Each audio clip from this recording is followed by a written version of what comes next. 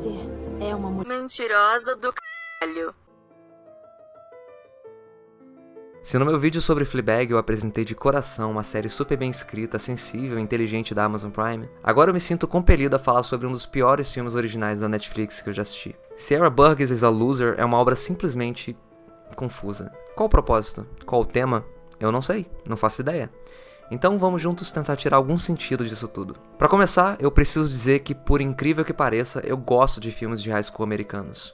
Não sei o que é, se é um fascínio por essa estrutura hierárquica estúpida e sem sentido, que só poderia estar enraizada dessa forma num país que prospera tanto internamente enquanto bombardeia o Oriente Médio por petróleo poderia ter o tempo ocioso de criar, ou uma curiosidade de como teria sido a vida no ambiente escolar que incentivasse de forma séria a prática de esportes. Mas aí já é divagação inútil da minha parte. Até porque nesse filme, tudo que outrem é charmoso em comédias românticas adolescentes é completamente raso e, enquanto deveria ser complementar, se torna apenas um pano de fundo muito básico. A protagonista, que para fins práticos eu vou chamar de Barbie de Stranger Things, é o arquétipo da Netflix de uma perdedora, seja lá o que isso signifique no mundo real ou nesse filme. Não é como se os bullies da escola que praticam karatê ensinado por um psicopata literalmente quebrassem ela na porrada vestido de caveira. O máximo que acontece são provocações maldosas da Regina George local, personagem que dentro da sua unilateralidade surpreende tendo a única storyline meramente interessante com a mãe dela. Mas eu já chego nisso. A personagem principal é filha de um poeta renomado que estudou na sua mesma escola e isso casta uma sombra sobre ela. Isso só é minimamente relevante porque bem lá no fundo do plot existe um trabalho de literatura que eles têm que fazer que inevitavelmente vai acabar se tornando um reflexo das coisas que ela passou durante o filme. E não é tipo 10 coisas que eu odeio em você, é literalmente a mesma coisa. As coisas começam a ficar estranhas quando a Regina George é abordada pelo menino de ouro da Netflix, a Molly Ringwald que nós merecemos. Ela, em sua maldade de personagem unidimensional, dá um mole pra ele e então entrega o número da Sierra, quer dizer, Barbie de Stranger Things. De noite, então, ela recebe um oi sumida. Naturalmente, ela pergunta quem é. Aí o gatinho faz a única coisa possível. Quem é?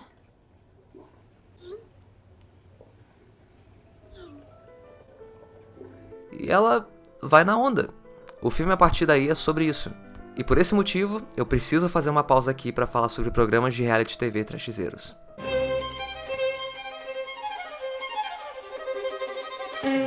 Para começar, o nome do que a Barbie começa a fazer nesse momento, ou seja, se passar por outra pessoa online, se chama catfish. Esse termo, que significa peixe-gato ou bagre simplesmente, se cunhou famoso num documentário de 2010 pelo Neil Schulman, que depois disso virou uma série de TV pela MTV que roda até hoje. Na verdade, eu diria que durante a quarentena foi o período na história onde mais pessoas necessitaram de heróis como Nive, que ajuda pessoas mal resolvidas e carentes o suficiente para ignorar todos os sinais e cair numa dessas. Na verdade, Catfish não foi o único pedaço de conteúdo que eu consumi feito louco nessa pandemia. Eu assisti muito 90 Day Fiancé também. Extra dance. Lord Jesus, please no.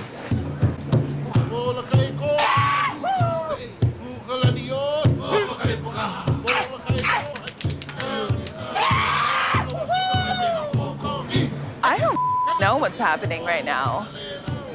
I'm in shock. Um programa cujo conceito parece que seria ilegal num país com leis de imigração tão complexas como os Estados Unidos, mas aí, aparentemente quando você coloca uma câmera filmando tem muita coisa que você pode fazer sem consequência alguma.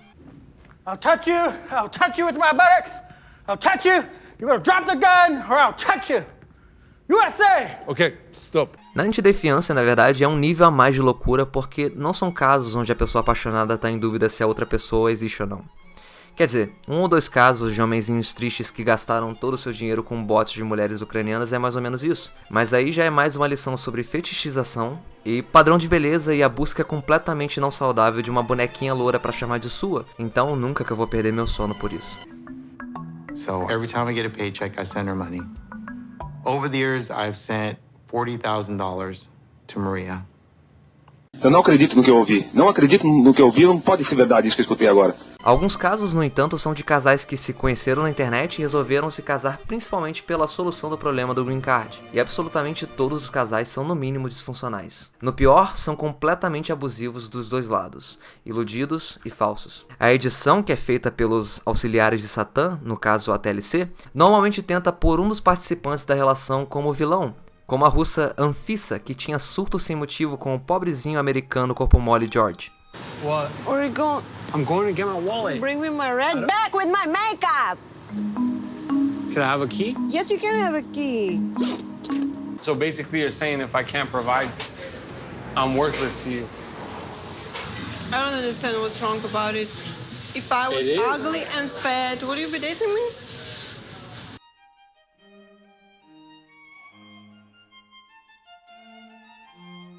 Eu sinto um pouco de dó desse cara porque ele vendia maconha legalmente e fazia uma grana interessante, mas com uma noiva que abertamente estava ali apenas porque achava que ele ia entregar tudo e qualquer coisa que ela pedisse nas mãozinhas de Pokémon de Botox dela, acabou se envolvendo numa negociação ilegal de erva que botou ele na cadeia, onde obviamente ele foi largado por ela, que provavelmente tá com outro Sugar Daddy agora. O fato é que mesmo com essa edição, fica claro que ele também tem muita culpa na situação. Ele viu uma mulher no Instagram que era o tipo dele, provavelmente um fetiche originado pelo consumo exacerbado de pornô, inclusive não consumam pornografia, só pra lembrar, e disse pra ela que era rico, e decidiu que essa ele ia trazer pros Estados Unidos pra ser a bonequinha de porcelana dele. Foi essa mentalidade distorcida, confundida talvez por sentimento ou amor, que colocou ele numa posição que o colocou numa posição que fez ele terminar sozinho numa cela de cadeia. Mas pelo menos parece que ele já saiu e tá melhor física e psicologicamente, aparentemente. E ainda nesse assunto, eu jamais me perdoaria se eu fizesse um vídeo no qual eu abrisse espaço pra falar de 90 Day Fiancé e não falasse da Rainha Larissa. And confusing. You don't know what love is or what respect. Sabe todos esses gifs e memes da Gretchen e da Inês Brasil? A Larissa dos Santos merece ter o mesmo status. Só pra dizer mesmo. I think that if we move to a new house with a pool. Você provavelmente já viu o vídeo em que ela chega no aeroporto perguntando onde estão as flores dela. Where's my flowers? You look great. Where is my flowers? No flowers, honey. I'm sorry. A história dela é um pouco diferente. Ela não vai pra lá pra ficar com um cara rico. Na verdade, o cara que ela achou é um filhinho de uma mãe de 30 e poucos anos que mora na parte ruim de Las Vegas e não consegue cortar o cordão umbilical na relação pouco saudável que ele mantém com a mãe ou se impor pra qualquer coisa. Combine isso com a pessoa mais barraqueira que o Brasil poderia exportar e você tem ouro na TV. Ela se frustra constantemente com a família dele, arruma barraco com todo mundo. A mãe dele é uma escrota que se faz de velha santa e tudo é um caos basicamente. Na verdade, a Larissa é tão icônica que mesmo depois dela ser presa por violência doméstica e deles se divorciarem, o programa continua acompanhando os dois separadamente. A Larissa sai com os caras, mas o objetivo mesmo dela agora é virar uma boneca inflável com plásticas, palavras da própria. Enquanto isso, o Coty... Colt? Coat. Colton. Coat. Cody. Cody. Yeah, Cody. No, coat. Coat. Colt. Yeah. Coat. conhece outra brasileira que, surpresa, tem química com ele. Sexy boy. Eu amo muito que o primeiro comentário desse vídeo é: realmente existe alguém pra todo mundo. O Coty, em sua infinita sabedoria de filhinho da mamãe, resolve vir pro Brasil pra conhecer a família da sua nova namorada, Jessie. E claro, leva a mãe dele. Pra melhorar, aluga apenas um quarto de hotel pros três. Yeah, I know my mom's right there, but that's fine. Yeah, I just say Well, your mom's here. Obviamente tudo vai pro caralho, porque além de serem todos mal resolvidos demais pra terem um relacionamento saudável, a Jessie também tem um temperamento brasileiro. What are you talking about? Look at this! Look! What? Go, look at this! I can't read it. Vai! Wait, what are you talking about? Vanessa, talk, you're still friends, you talk every day! I don't talk every You're day. crazy! Reading.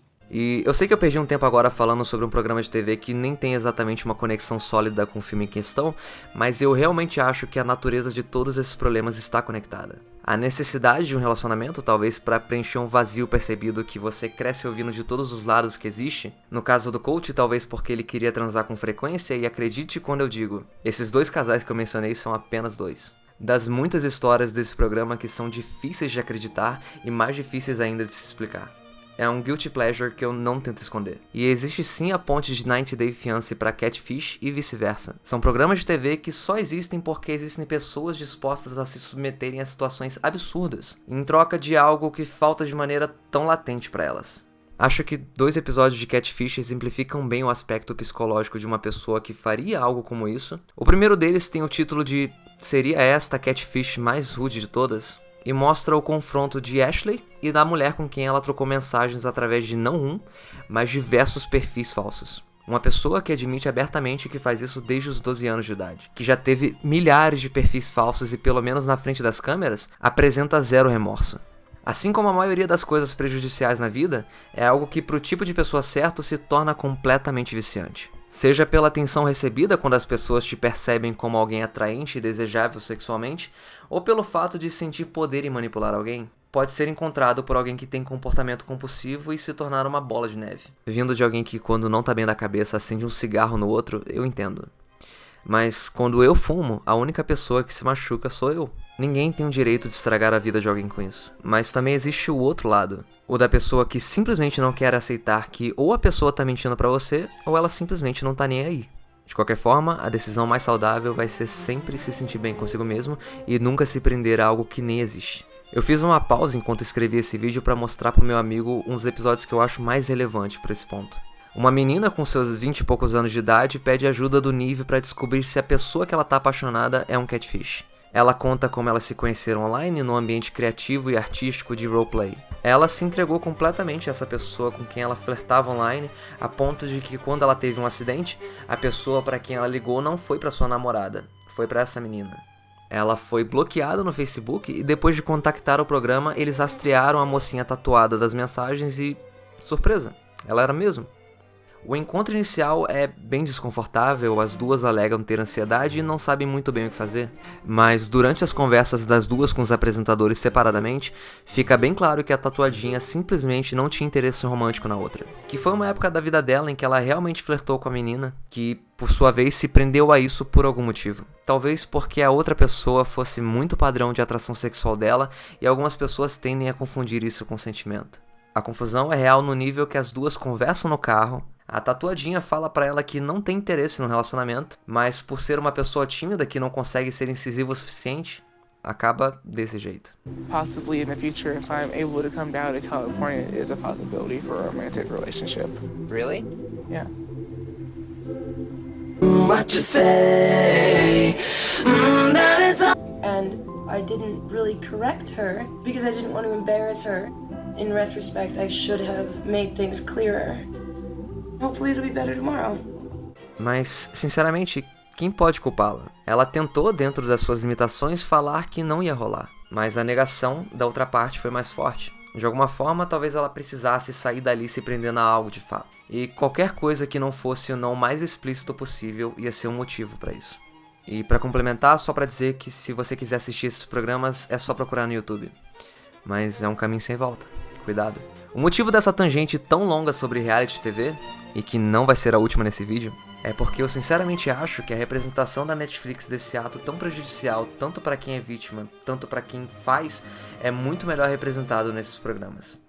De maneira crua e no espetáculo cujo único objetivo real são cliques e pontos de audiência, mas o catálogo psicológico é muito mais rico e não tão irresponsavelmente romantizado.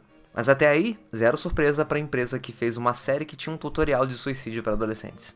Voltando pro filme em si, a Barbie passa a noite falando com um cara que tá literalmente em todos os filmes da Netflix e percebe que ele achava que estava falando com a nossa Regina George, que nesse meio tempo toma um pé na bunda do namorado que já tá na faculdade. Vendo o estado dela, a protagonista manipulativa e egoísta vai até ela e propõe um trato, ajudá-la a ficar mais inteligente para impressionar o boy mais velho em troca de ajuda para continuar com o esquema. O que surpreende de fato mesmo aqui é que a Patricinha Malvada é provavelmente o único personagem que nos apresenta qualquer vontade de sentir empatia. A mãe dela, que foi abandonada pelo marido por uma novinha de 20 e poucos anos, é uma pessoa que se faz de delirante, sempre dizendo que o pai dela está morto por uma causa diferente. Ela é uma daquelas mães que põe as filhas em concursos de beleza infantil e age de maneira super nociva quanto a isso.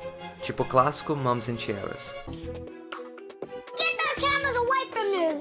What did I say? Get those cameras away!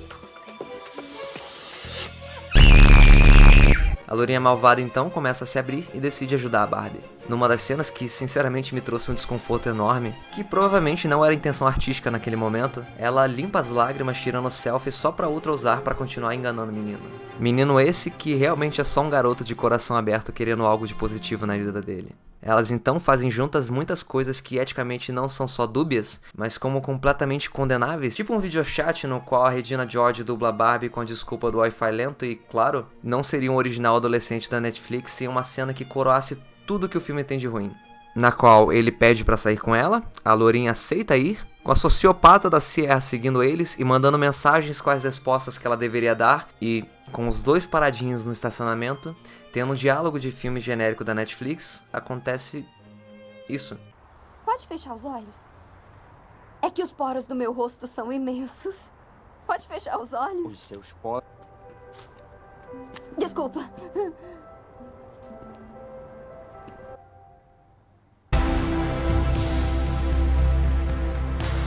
Oh my God! Oh jeez! Oh my God!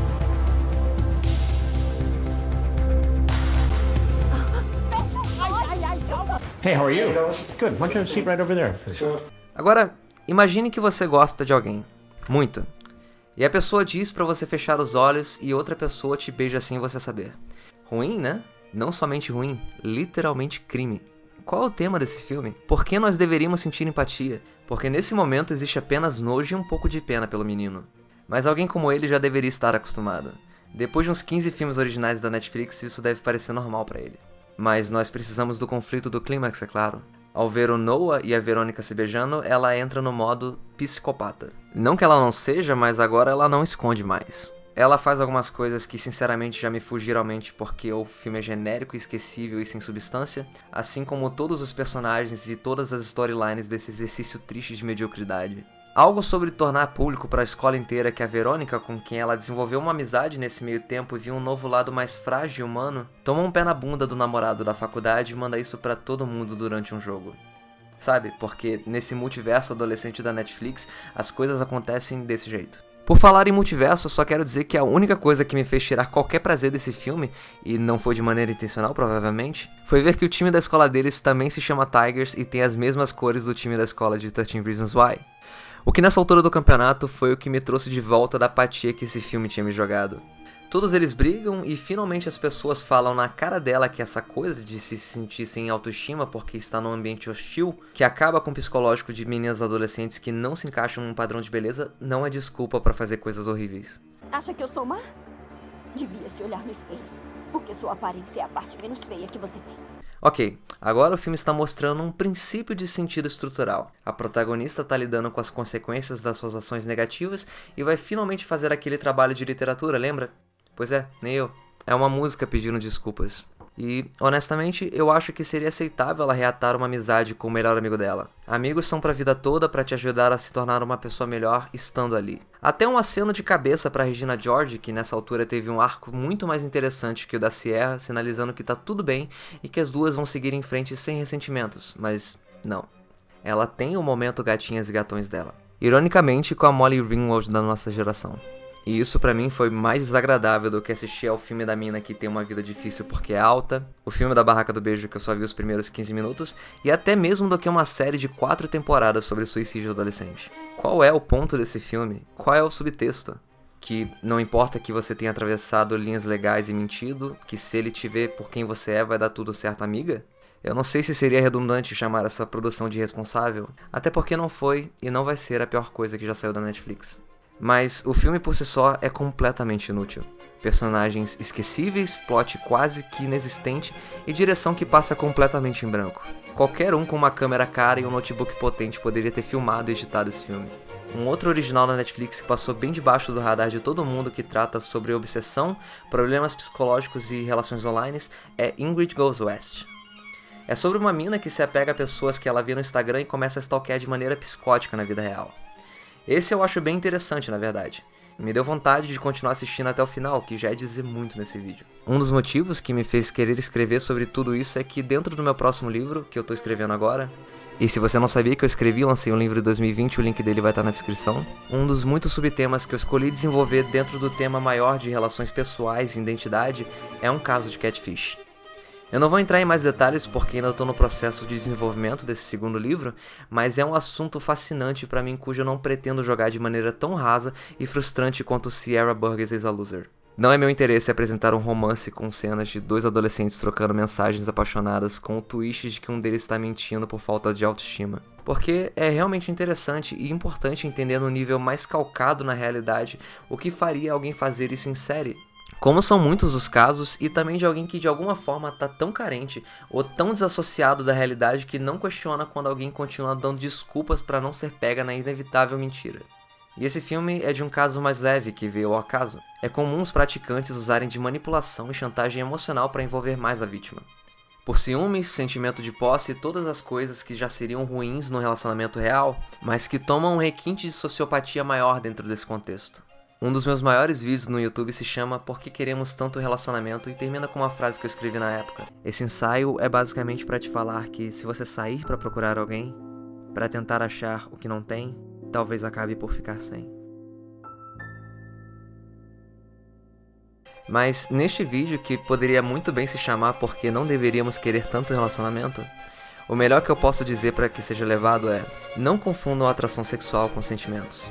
Não é porque você acha alguém a pessoa mais linda e gostosa do mundo e ela te deu atenção que você deveria se prender a isso como se nunca mais fosse poder ter algo como o que você acha que isso é.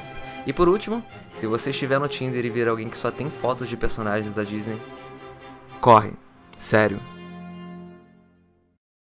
Olá, meu nome é Felipe Peters e esse é meu canal. Se você gostou desse vídeo, deixa um like e um comentário que ajuda demais no algoritmo. Se você não tá inscrito, se inscreve aí que tá vindo muito vídeo. Para quem ficou interessado nas coisas mencionadas no vídeo, vou tentar deixar todos os links na descrição. Vou deixar também o link de quem quiser assinar o Amazon Prime e assistir Fleabag e para quem quiser conhecer meu livro. Comprando o livro ou assinando no Prime pelo meu link, você já me ajuda de maneira prática. E é isso. Obrigado para quem ficou até aqui. Até o próximo vídeo. Tchau.